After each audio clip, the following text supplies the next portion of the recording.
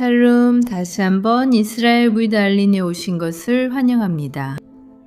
오늘은 함께 성경 속 여정을 떠날 거예요. 하지만 왕이나 예언자를 따라가는 것이 아니라 거인 골리앗을 찾으러 갈 거예요. 우리는 고대 문서와 고고학에서 단서를 찾아 블레셋 사람 골리앗이 정확히 어디에 묻혔는지 알아볼 거예요. 자, 여러분 준비되셨다면 시작해 볼게요. 우리는 지금 수천 년 된 길을 걷고 있는데 이 길은 엘라 골짜기와 예루살렘을 연결했어요. 약 2000년 전쯤 로마인들이 이 길을 개선해서 우리가 지금 걷고 있는 이런 계단을 만들었고 이 도로의 더 많은 부분을 포장했어요. 그리고 이 길이 얼마나 중요한지 알 수 있는 게 오늘날까지도 계속 사용되고 있어요. 2000년 된 계단 자체는 아니에요. 왜냐하면 그것들은 보존되고 있으니까요. 하지만 여러분이 보고 들을 수도 있어요. 여러분이 바로 우리 옆으로 현대 도로가 지나가는 걸 볼 수 있어요. 그리고 우리가 그 길을 따라 올라가면 똑같은 곳에 도착하게 돼요. 예루살렘에 도착하죠. 그런데 왜 이게 그렇게 중요한 걸까요? 왜냐하면 엘라 골짜기에서 성경에서 가장 위대한 전투 중 하나가 일어났기 때문이에요. 바로 다윗과 거인 골리앗의 전투였죠. 그리고 우리가 알고 있듯이 다윗은 자신의 물매로 골리앗을 맞추고 골리앗은 쓰러집니다. 다윗은 그의 머리를 베어 어디로 가져갔을까요? 예루살렘 지역까지 가져가고 그 후에 다윗은 그것을 사울 왕에게 보여줍니다. 블레셋 사람이 다윗을 향해 다가오기 시작했을 때 다윗은 그를 맞서기 위해 전투선 쪽으로 재빨리 달려갔습니다. 다윗은 자신의 자루에서 돌 하나를 꺼내서 물매로 던졌고 그 돌은 블레셋 사람의 이마에 박혀버렸습니다. 그러자 그는 얼굴을 땅에 대고 쓰러졌습니다. 이렇게 다윗은 물매와 돌 하나로 블레셋 사람을 이겼습니다. 다윗은 손에 칼도 없이 블레셋 사람을 쓰러뜨리고 죽였습니다. 다윗은 달려가서 그 위에 서고 블레셋 사람의 칼을 뽑아 그 칼로 그를 완전히 죽이고 그의 머리를 잘랐습니다. 블레셋 사람들이 자기들의 용사가 죽은 것을 보고 물러나 도망쳤습니다. 다윗은 블레셋 사람의 머리를 가져다가 예루살렘으로 가져갔고 블레셋 사람의 무기는 자기 장막에 두었습니다. 다윗이 블레셋 사람을 죽이고 돌아오자 아브넬이 그를 사울 왕 앞에 데려갔습니다. 다윗은 아직도 골리앗의 머리를 들고 있었습니다. 그래서 다윗이 예루살렘으로 올라갈 때 두 지점을 가장 쉽게 연결하는 이 길, 가장 접근하기 쉬운 이 길을 선택했을 가능성이 매우 높습니다. 하지만 골리앗의 머리가 바로 이 길을 지나갔다면 그의 나머지 몸, 즉 그의 시신은 어떻게 되었을까요? 이제 우리가 함께 그것을 알아볼 차례입니다.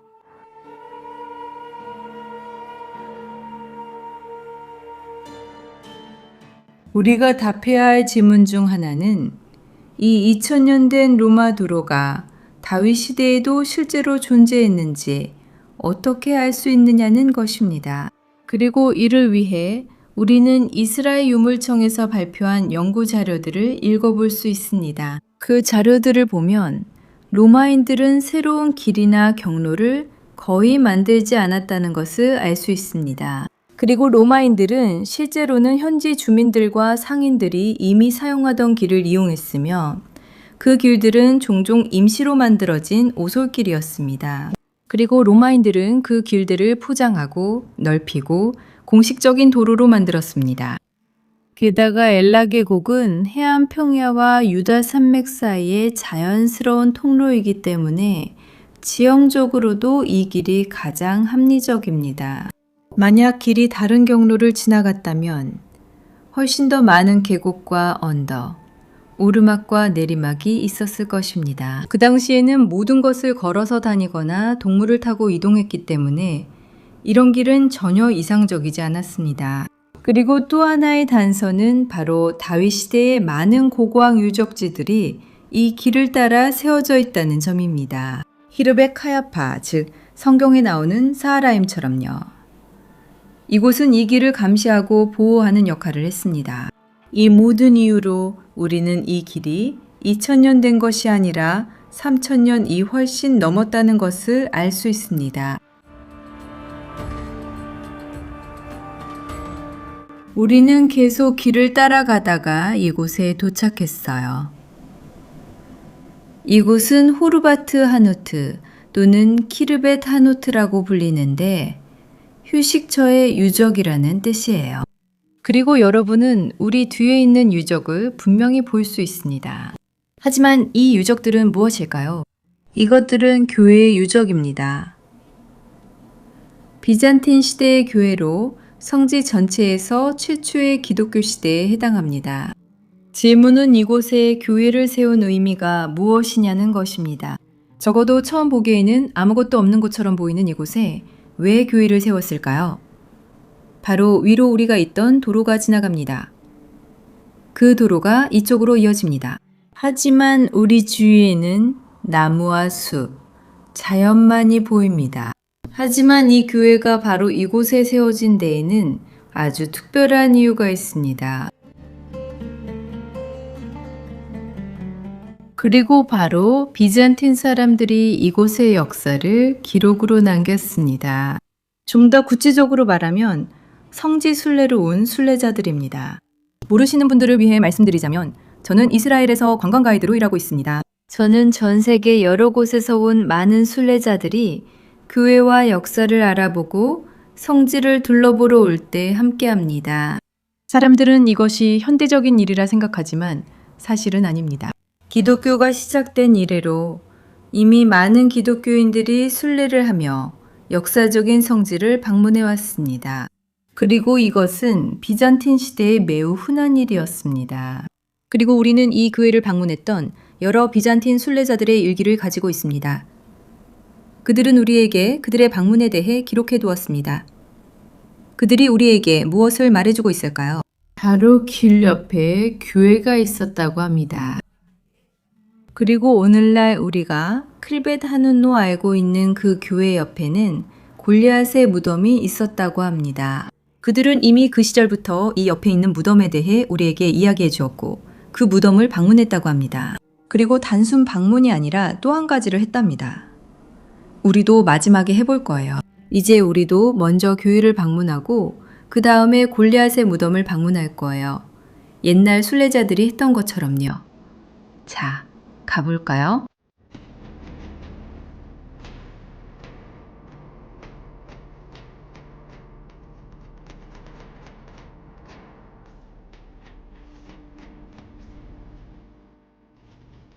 여기가 교회의 중앙 부분이었고 정말 아름답지 않나요?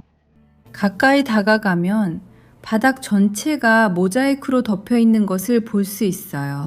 그리고 아주 세밀하게 만들어진 모자이크로 식물, 동물, 과일 등이 표현되어 있어요. 이 모자이크는 큰 노력과 헌신으로 만들어졌어요. 그리고 이 모자이크는 값비싼 작품이기도 해요. 고대 모자이크가 얼마나 비싼지 알 수 있는 방법 중 하나는 사용된 돌의 색상수를 보는 거예요. 여기에는 다양한 색상이 보여요. 회색, 흰색, 빨간색 등 여러 가지 색조가 있죠. 그래서 이 모자이크가 값비싼 작품이었다는 걸 알 수 있어요. 그래서 이곳은 단순히 순례자들이 쉬는 여관이 아니라 중요한 장소였던 거예요. 그리고 바로 이곳의 중요성은 골리앗이 바로 옆에 묻혀 있다는 사실과도 관련이 있어요. 이제 저희는 계속해서 교회 안으로 들어가 볼 거예요. 가볼까요?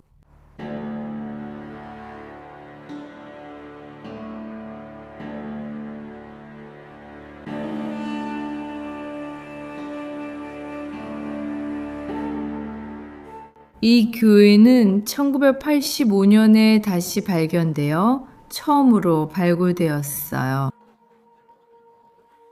그리고 이곳에서 발견된 인상적인 것 중 하나는 바로 지하 부분, 즉 교회의 지하 묘실이에요. 이제 우리 함께 그 안으로 들어가 볼 거예요. 여러분, 이곳이 얼마나 인상적인지 보세요. 여기서 무엇을 볼 수 있었는지 말씀드릴게요. 고고학자들이 이곳에 도착했을 때 그들은 단순히 석관이 놓여있던 공간을 발견했어요. 그리고 저는 석관이 아니라 석관이 놓여있던 공간이라고 말하는데요.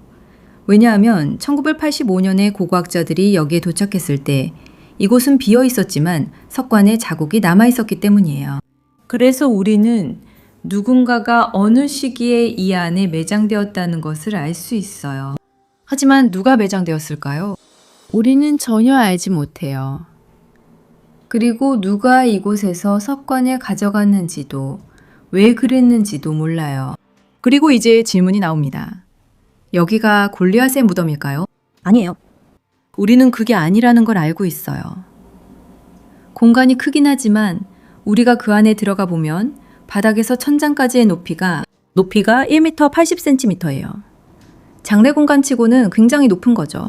그리고 2m 50cm에 2m 50cm예요. 그러니까 골리앗을 매장하기엔 충분한 공간이 아닐 거예요. 하지만 석관 자국은 평균적인 사람의 크기이고 거인의 크기가 아니에요. 그러니까 누군가 여기에 매장되긴 했지만 골리앗은 아니었어요. 이제 여러분께 그 장소를 보여드릴게요. 저랑 같이 가요. 여러분도 보시다시피 여긴 오랫동안 아무도 들어오지 않았고 이곳은 물과 흙, 돌로 가득 차 있어요. 그래서 저희도 이 지하묘실 전체를 볼 수 없고 사실 여기 있는 게 그렇게 유쾌한 일도 아니에요. 그리고 이것은 과거에 여기 누가 묻혔는지에 대한 미스터리를 푸는 데에도 도움이 되지 않아요.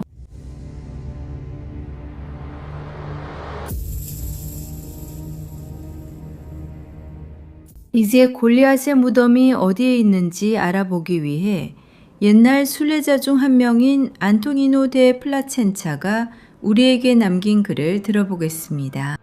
골리앗의 안식처는 저기 길 한가운데에 있고 그의 머리맡에는 나무더미가 쌓여 있습니다. 또한 돌무더기가 있는데 그 산은 너무 커서 32km 이내에는 조약돌 하나 남아있지 않습니다.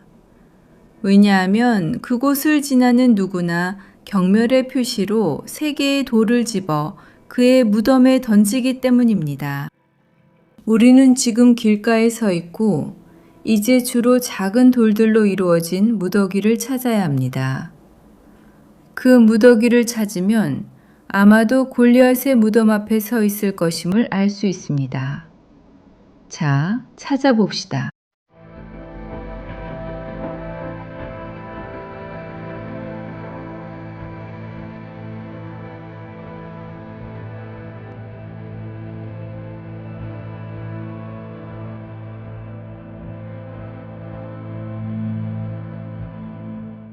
우리가 보는 것은 인공적으로 만들어진 작은 언덕입니다. 이 언덕은 높이가 7m이고 길이가 9m입니다. 그리고 이 지역을 연구한 고고학자들은 의심의 여지 없이 이것이 인공적으로 만들어진 무더기라는 결론을 내렸습니다. 그리고 또 보면 이 언덕이 주변과 다르다는 것을 알 수 있습니다. 하지만 단순히 다른 언덕들과 다를 뿐만 아니라 우리가 성지에서 알고 있는 다른 모든 무덤들과도 다릅니다. 특히 골리앗과 다윗 왕 시대, 바로 그 시기의 무덤들과도 완전히 다릅니다. 이 언덕은 꽤 이상합니다. 이리 가까이 오세요. 얼마나 이상한지 여러분께 보여드리고 싶어요. 여기를 보면 언덕의 대부분이 돌로 이루어져 있거나 아니면 돌로 덮여 있는 것도 볼 수 있어요. 여기 보시면 우리가 돌을 치우고 있는데 아래에 돌이 여러 겹으로 쌓여 있는 걸 볼 수 있어요.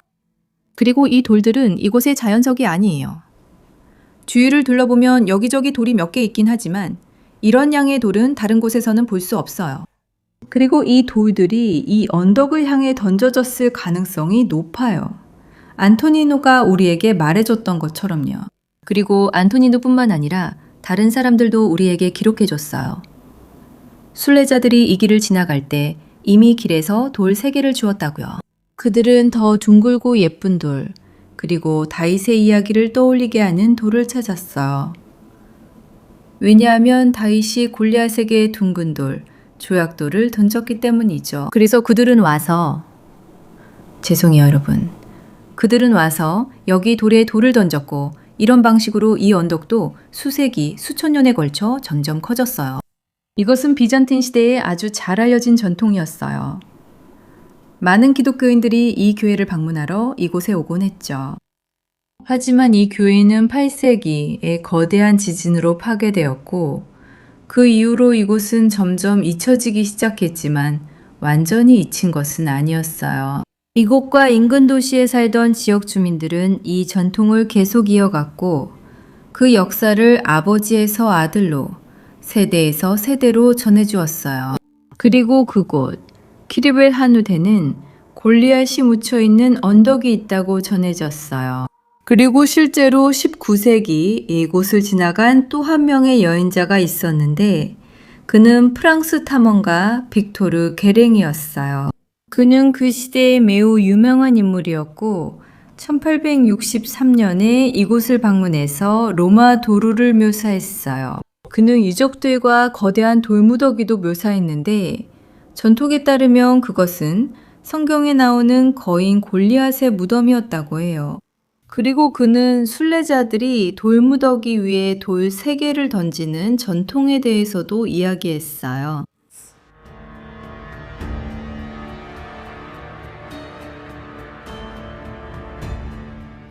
이곳에는 매우 흥미롭고 오래된 전통이 있어요. 하지만 이곳에 정말로 거인 골리앗이 묻혀 있는지는 확실히 알 수 없어요. 이곳이 맞는지 아닌지 확인할 수 있는 유일한 방법은 고고학적 발굴을 통해서예요. 하지만 이스라엘 정부가 가까운 시일 내에 이곳을 발굴할 계획은 전혀 없고 솔직히 말해서 저는 이곳이 앞으로도 절대 발굴되지 않을 거라고 생각해요.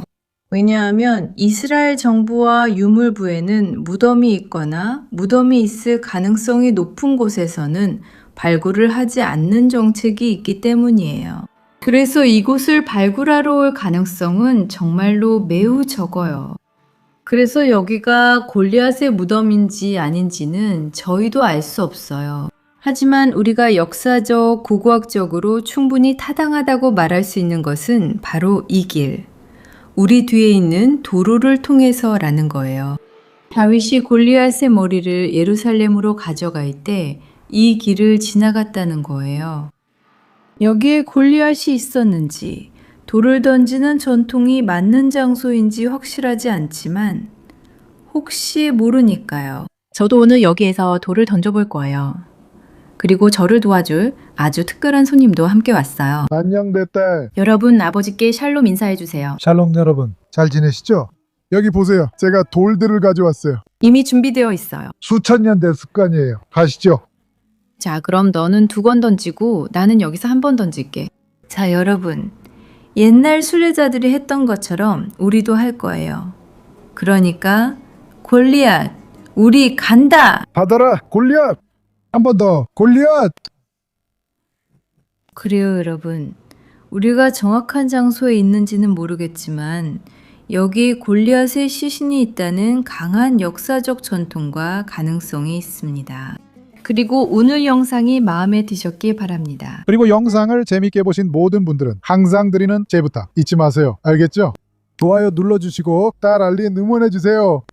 정말 감사합니다, 아빠. 시청해주신 모든 분들께도 감사드리며 다음 주에 또 만나요. 샬롬 여러분.